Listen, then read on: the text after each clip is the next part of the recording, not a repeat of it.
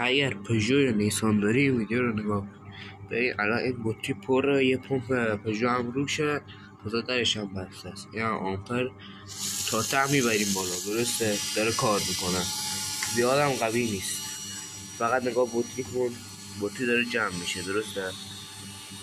ببین داره هوا میگیره، از خود پمپ هوا میگیره، پمپ نمیتونه قشنگ کار کنه. میبینی داره هوا میگیره.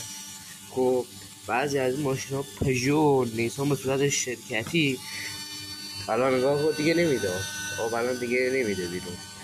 خب نگاه اینقدر فشار اومده بشه. حالا ما درش باز میکنیم.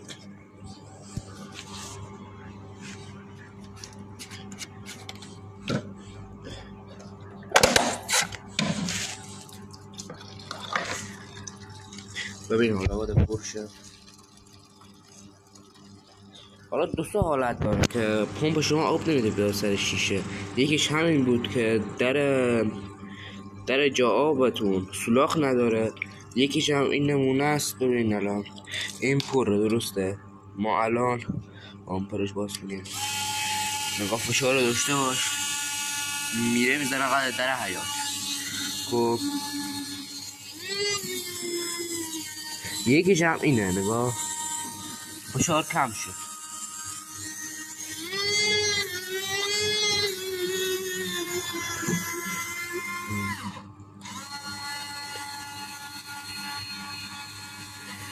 یه حالتش هم اینو بده کمتر شد.